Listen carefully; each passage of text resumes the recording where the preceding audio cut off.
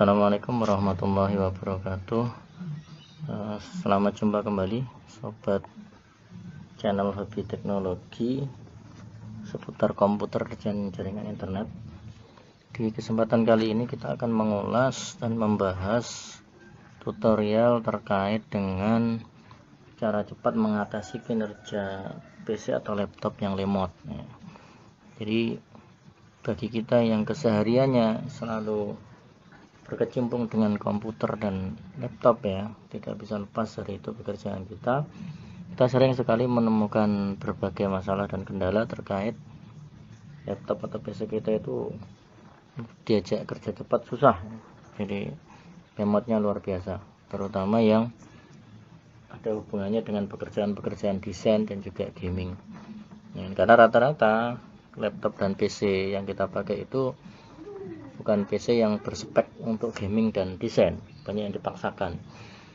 Jadi laptop standar ekonomis yang beredar di pasaran seperti ukuran 10 in atau 12 in itu rata-rata speknya spek hanya untuk office saja sebenarnya, bukan untuk desain. Tapi banyak sekali yang digunakan untuk desain dan lain-lain, ya, banyak hal yang dikerjakan jadi satu sehingga kecepatannya akan sangat berkurang. Makanya dalam beberapa waktu biasanya dia nanti akan cepat lemot. Nah, ini nanti akan kita coba kita ulas satu persatu penyebabnya dan kira-kira solusinya seperti apa. Sobat hobi teknologi, secara garis besar, ya, yang mempengaruhi hal-hal yang mempengaruhi terkait dengan kecepatan dan lemotnya PC atau laptop kita itu ada dua. Pertama di hardware-nya, di perangkat kerasnya. Yang kedua nanti adalah di softwarenya. Kalau di hardwarenya otomatis yang harus kita upgrade adalah hardwarenya. Jadi seperti saya katakan tadi di awal bahwa hardware ini nanti hubungannya dengan produk, ya. Kalau di PC itu lebih cenderung mudah untuk mengupgrade hardware, ya, contohnya misalkan kita mau mengganti RAM tinggal lepas cari RAM yang lebih besar. Tapi kalau di laptop yang ukuran standar office itu 12 in, 10 in rata-rata sudah built in di dalamnya. Jadi mau mengganti otomatis mengganti keseluruhan, ya, dari motherboardnya. Nah, nanti harus kita ketahui. Yang kedua nanti adalah terkait dengan software. Kadang-kadang tanpa kita ketahui banyak software yang tidak berguna, sampah yang tertumpuk di dalam, sehingga mempengaruhi kinerja itu semakin lama semakin berat, ya. Oke, langsung, ya. Ada 9 langkah ini dalam mengatasi PC atau laptop lemot. Nanti perlu kita coba, dan insya Allah selama kita coba, saya sendiri mencoba, hasilnya ya lumayan lah, mempercepat, bisa sampai hampir 30-40%, ya. Karena tidak utak-utik hardware, cuman utak-utik softwarenya aja. Yang pertama kali nanti harus kita cek itu adalah kapasitas prosesor RAM dan juga storage drive-nya, ya. Jadi kalau yang komputer kecil itu rata-rata laptop kecil yang ukuran 12 inan itu rata-rata prosesornya sekitar 1,8 GHz rata-rata, ya. Terus RAM-nya rata-rata 2, ada yang 4 GB itu keluaran Asus, itu pun hanya beberapa item dan agak susah mencarinya, ya. Stok di pasarnya tidak terlalu banyak. Nah, mungkin Apple dan juga storage-nya rata-rata ya 500-an, ya, 500 GB lah rata-rata. Ya, bagaimana cara ngeceknya? Nah, kita coba. Cara ngeceknya adalah gini. Coba teman-teman nanti masuk ke ini, ya, masuk ke folder Explorer, nanti dilihat di sini di disk PC berapa kapasitas storage-nya. Kalau ini yang saya pakai kapasitasnya, nah ini 64 tambah 199 tambah 199, berarti sekitar 500 atau usable-nya sekitar 450 GB. Jadi C-nya dulu dibuat sekitar 80-an giga, ya, sekitar 80-an giga. Terus yang lain dibuat 200-an giga. Dan ini C-nya sudah terisi hampir 64 giga, sehingga yang kosong hanya sekitar 17 giga. Ini harus harus segera dibersihkan ini, karena ini otomatis kalau dia sudah di bawah angka 10 free space nya, dia nanti akan cepat merah. Otomatis mempengaruhi kinerja laptop atau PC ini. Yang kedua nanti di volume D dan volume E, ini masih lumayan agak besar. Yang kedua, cek terkait dengan prosesor dan RAM-nya. Caranya klik kanan di disk PC, klik properties. Ini udah lumayan agak lambat ini keluar ya. Jadi saya ulangi, klik kanan di disk PC, lalu klik properties. Dia akan keluar terkait dengan ini kapasitas atau speknya device ini ya. Yang pertama, ini memakai Windows 10 Home Single Language 2018, mereknya Asus, prosesornya Intel Celeron, CPU N3350 dengan kemampuan 1,10 GB, memorinya 4 GB, usable-nya sekitar 3,87. Ini agak jarang yang dipasang. Rata-rata di sini memorinya 2. Ini agak lumayan 4 GB. Terus sistem operasinya 60 bit dan lain-lain nanti bisa dibaca sendiri. Jadi dia memakai 4 GB. Tapi kalau di komputer dengan spek semacam ini masih bisa di-upgrade. Jadi 8 GB RAM-nya, terus prosesornya dirubah. Tapi kalau yang ini khusus kita jadikan sampling, ini tidak bisa dirubah. Ini sudah built-in di dalamnya, satu paketnya. Oke, itu ya. Pertama, perbesar kapasitas RAM-nya atau prosesornya, dan juga ini perbesar drive-nya, storage-nya, terutama di C. Nah, ini yang paling penting, mengoperasinya semuanya adalah di C. Oke. Nah, terus sekarang yang kedua. Nah, kalau tadi yang pertama sudah dengan cara lambat perbesar kapasitas prosesor RAM dan storage-nya. Yang kedua, lakukan update software Windows secara berkala. Jadi bagi teman-teman yang laptopnya atau PC selalu terkoneksi dengan internet, dia otomatis Windows akan selalu mengingatkan untuk update dalam jangka waktu tertentu. Biasanya berada di sebelah kanan sini. Kalau gitu otomatis update aja. Cuma memang jadi catatan dibutuhkan storage space ya. Di dalam storage C itu sekitar 2,5 GB. Nanti kalau space-nya tinggal 2 GB atau 1,5, otomatis tidak bisa. Oke, tentu nanti akan mempengaruhi kecepatan PC atau laptop kita. Ini sudah lumayan agak. Nah, yang ketiga adalah install antivirus ya, jangan lupa menginstal antivirus, terutama yang sering colak-colok USB keluar atau selalu berselancar di internet ya, karena otomatis di dalam file dan jaringan yang kita akses itu biasanya selalu ada virus-virus. Biasanya kita pakai yang lokal itu yang bagus, Madaf ya. Madaf ringan, beli aja yang pro, murah donasinya ya, tidak perlu banyak-banyak. Untuk juga mendukung 100% produk Indonesia kita, karena Smadap itu produk Indonesia.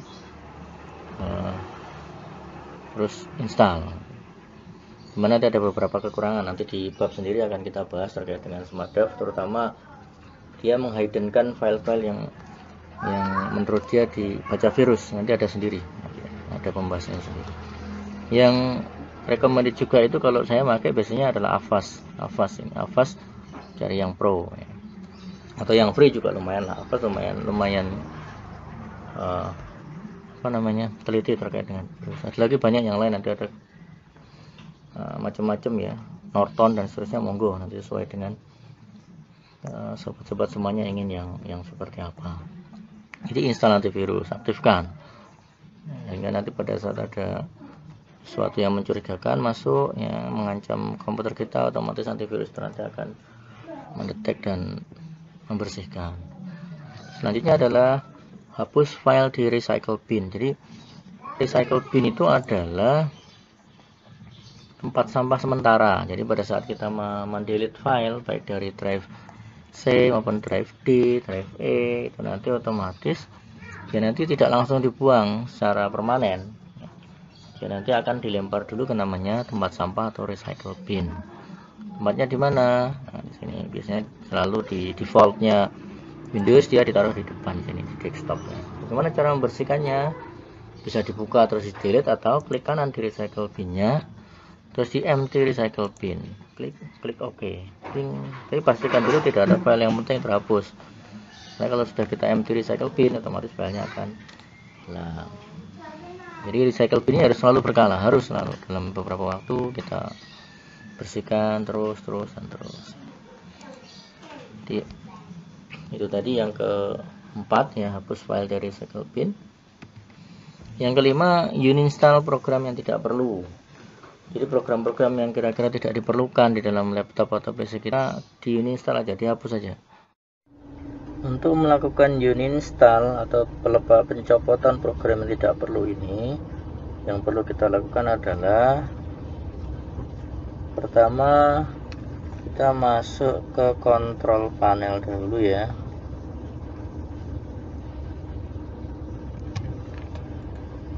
Maaf, ini laptopnya lumayan lemot, pada RAM-nya sudah 4.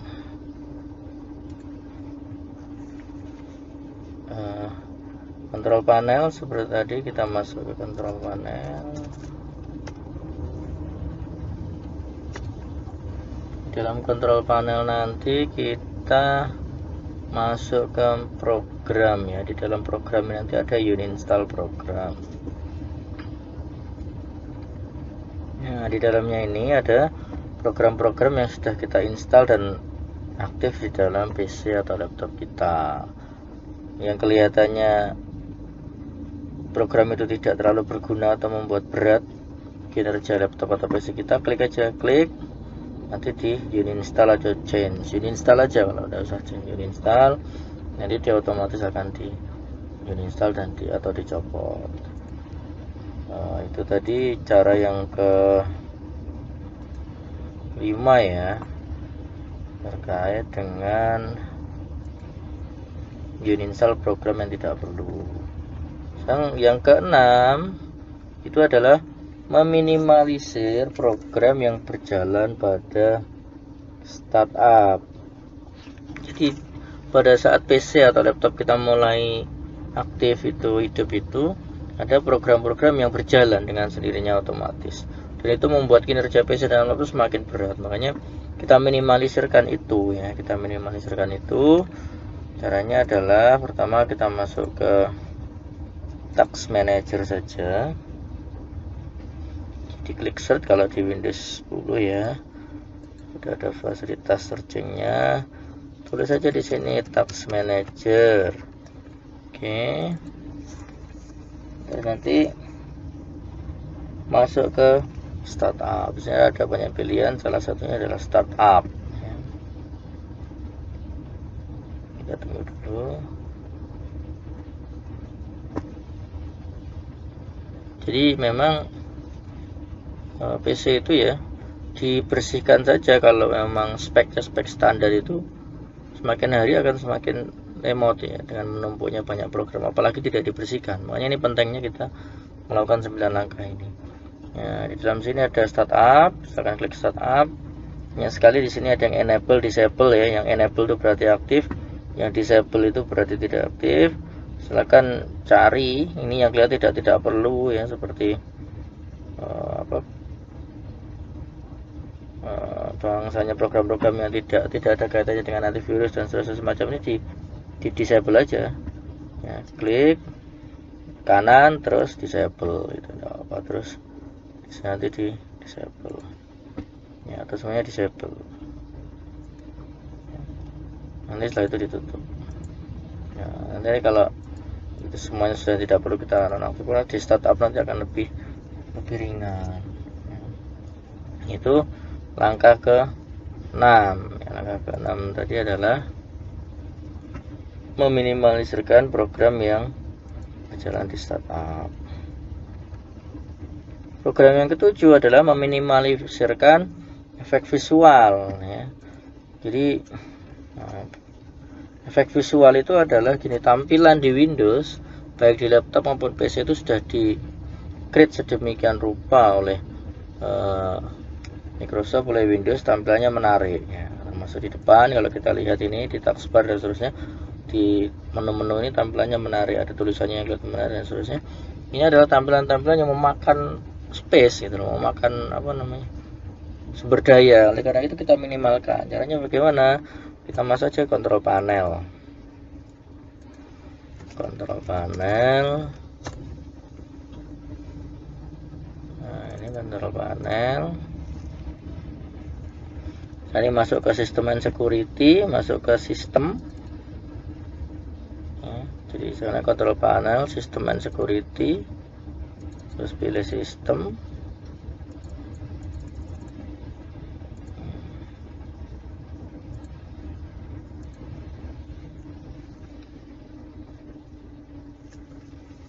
Ini ada advanced system setting ya. Di sistem kita masuk ke advanced system setting.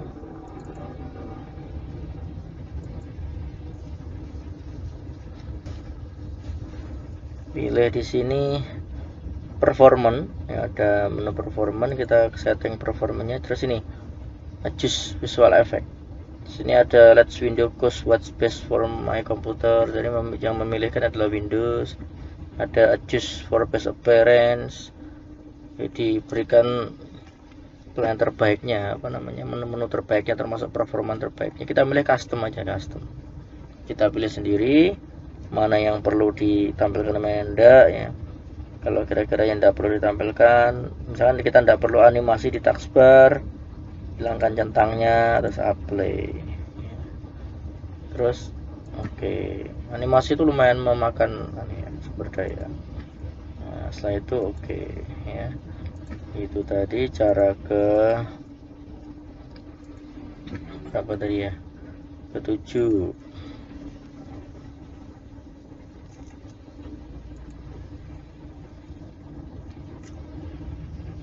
Cara ke-7. Ke-8 adalah melakukan disk clean up pada drive yang penuh. Jadi kalau melakukan disk clean up ini caranya adalah seperti biasa, kita masuk ke file explorer ya. Kita lihat drive-nya di situ.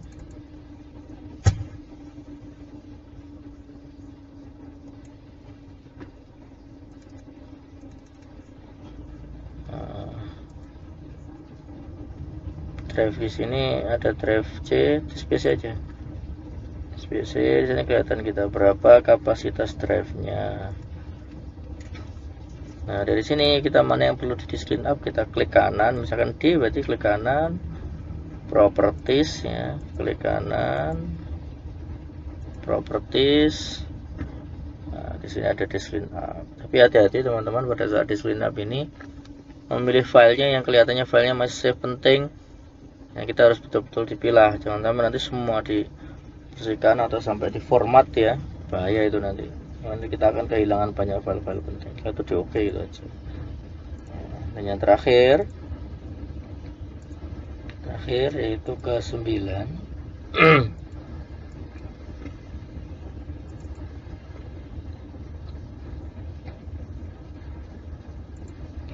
Yaitu bersihkan data cache browsing di data-data browsing kita. Baik kalau kita memakai Mozilla Firefox ya di Mozilla Firefox, kalau menggunakan Google Chrome juga di Google Chrome ya. Caranya bagaimana? Caranya adalah kita masuk ke